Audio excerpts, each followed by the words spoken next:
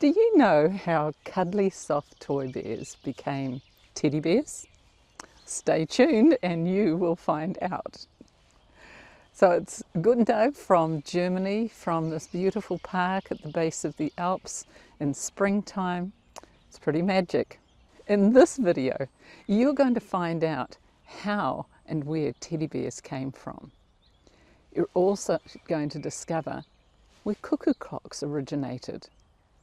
And on a more serious note, how I went to Dachau concentration camp, the memorial site, to help me deal with this difficult part of history in my children's novel. So it's all go in Germany. But before we do that, we just want to take a moment to share something about our videos and what exactly we're about with Reids on the Road. Being here in Europe has made us realise how diverse and rich the culture and history and the stories really are. There are so many things we could cover, but we just can't. And we're not going to try to. We're not doing a comprehensive travel vlog. We're certainly not professional videographers. This journey is really a personal one, a 12-month European adventure. And we're sharing it mostly with our family, with our friends, and anybody else that wants to come along on the journey. Yes, almost accidentally, we've become content creators, but a lot of what we show is to do with my writing. My children's novels are about a fictional family, a fictional Kiwi family, having a European adventure just like we are. They are quite literally doing what we see and do. They are meeting the people we meet. They're having the adventures that we have. All these experiences are reflected in the books, and that's what turns up on our media posts, often very spontaneously. So while we do visit some touristy spots, we don't always film them. And what we do share isn't meant to represent the entire country. We just can't possibly do that. These videos, these books are just our little window on our experience in each country. Thanks for joining us. We're loving having you come along. Entering Germany, rolling green fields and villages with very distinctive German architecture. Then the quaint historic town of Triberg, with Germany's highest waterfall, cascading 163 metres. So this is the first level of the waterfall. There's a whole lot more levels. I just saw a red squirrel, which for most of the world is no biggie, but if you're from New Zealand, a squirrel, we just don't see them, and it's really close.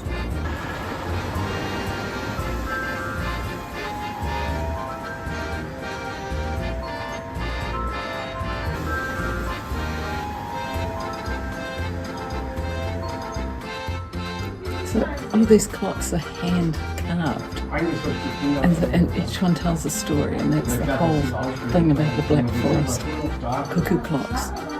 We met Enzo, who trained for 10 years as a carver of cuckoo clocks. He loves them. He told us it takes 3 people to make a clock: the carpenter, carver, and the third one is for the music box. You see the cuckoo? And this is cute, look here. Oh, they kiss! They kiss. This is one of them because it's cute, I like that. It's different, you know. Oh, I love it. They have also a nice pendulum. This is the Black Forest lady, she rings the bell. Look. These are fabulous. Yeah. You see the cat, the small details. So this is. So can you tell me, what are these on her When the lady, here's a treasure. When she have red balls in his head, it's a bowling hat. It's a single lady.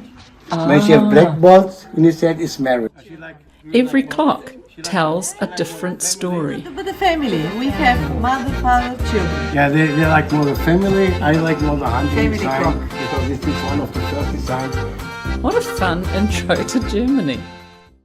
We're in Giengen, another small, quaint German town. This time we're looking for the world-renowned Steiff teddy bears. I found this quite unusual and somewhat out of character building with a huge teddy bear waving to me. We're at the Steiff teddy bear factory. I love teddy bears. Theodore Roosevelt, President of the United States, famously was on a hunting trip, but they tied up a little bear for him to shoot and he refused to. The nephew of the founder of Steiff decided to commemorate that occasion and made the first sort of movable parts bear, it's my understanding, and called it the teddy bear in honour of Theodore Roosevelt. And that's how teddy bears came to be. For a teddy bear lover, this museum blows me away. It shows a really comprehensive history of the teddy bear and of the Steiff progression through the years. Visitors, at this late hour, I didn't see you there, and Richard didn't say anything to me. Never mind, I'm in charge here. These are the templates for all the different toys, the patterns.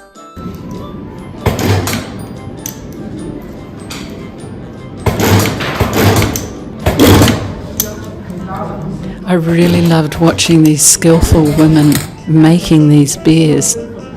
Somehow they just bring out the personality in every toy. And for this bear, we need 10 hours creating this toy that's got personality. This is like the sewing machine I like to sew.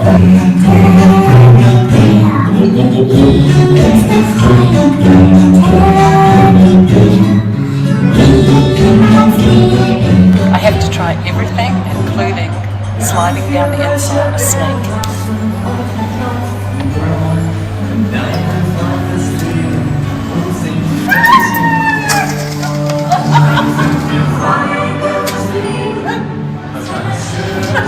Snakes are really slippery inside.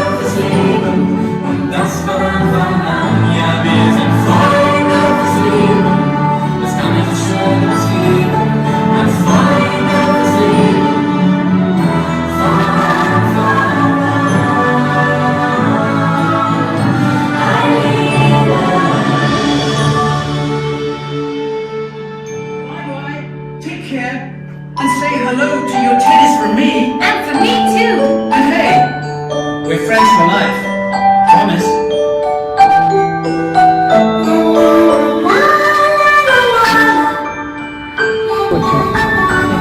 Hello to Georgia.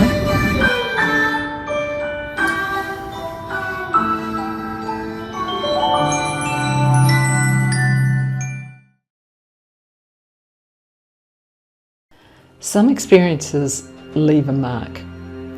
Our visit to Belgium, Flanders Fields and Ypres was one of those for us. The history, the sacrifice, the sheer scale of loss.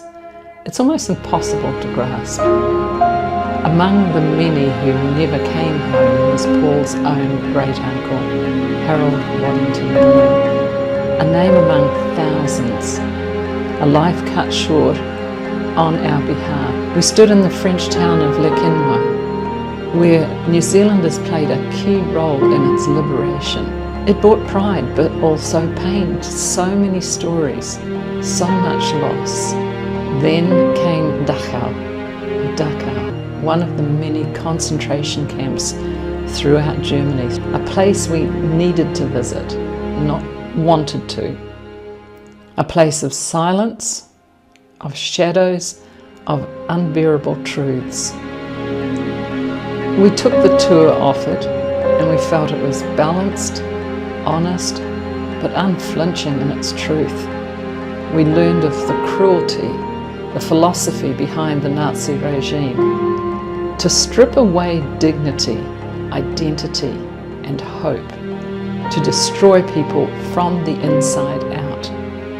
Hearing of the brutality and human suffering was deeply disturbing. Reading about it in textbooks is one thing. Standing there, walking the same paths, it's something else entirely. confronting, crushing, incomprehensible. Why visit a place like this?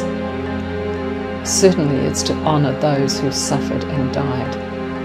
Surely it's so we never forget, so we don't repeat the same horrors.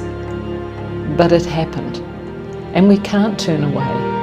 We all have a responsibility to remember, to ensure it never happens again. It's a sombre story, but one that must be told, lest we forget.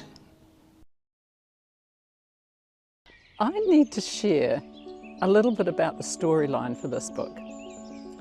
So I'm still into creating riddles about the country that the characters have to solve and the facts they have to find. But with this book, I really wanted to concentrate on family history and relationships. This connection between generations, especially between grandparents and grandchildren, is really special to me. And so we have a German grandmother, and the children are discovering within Germany more about her story, which is their story. And as they discover relationships with cousins they haven't met, and the places that she grew up in and holidayed in. So what I do know is that technology is enabling them to connect, and the ability to travel is enabling them to connect, and that families can be strong again. That's a powerful notion, and I just really want to explore it within this story. Parenthetically speaking, Paul has to keep reminding me that these characters aren't real, that it's the issues that are real, not the people. But they're real to me. How can families stay connected across borders? How can they resolve cross-cultural heritage? So many questions. And how do young children deal with them? How do adults help them? These are the things that I'm really keen to develop in these stories. You know, this whole thing was really brought home to me at the Dachau concentration camp. In our group, there was a young girl exactly the age of my characters. And I watched her as she reacted to the different scenarios. And I wondered how my character, Shani, would react. I watched how the mum carefully watched her daughter the whole time and asked questions, engaged her in conversation. And I wondered how my character would respond and who she would feel comfortable talking to about her experience. And so I realized how important it is to me that children know their heritage and are able to have the conversations. And that's the paramount thing for this book. There's just so much more depth here than I ever anticipated. Perfect morning in the Alps. The sun shining over the snow-tipped mountains and across the meadow in front of our house, across the chalets in the village. And then the church bells pealed. It was perfect. Have to say, life on the road after 6 weeks. The travel honeymoon is over, but we've also found this renewed commitment to finding stories that engage and inform and represent. And so, book 2, the German book, is well in process, and I'm really enjoying it. And after that's done, we'll be heading east to Austria, and from there to northern Germany. So we've got lots in store. We hope you'll join us. It's exciting. You want to know the reality? I was fast asleep and Paul woke me up saying, "Your journal entry's happening." And so, enjoy.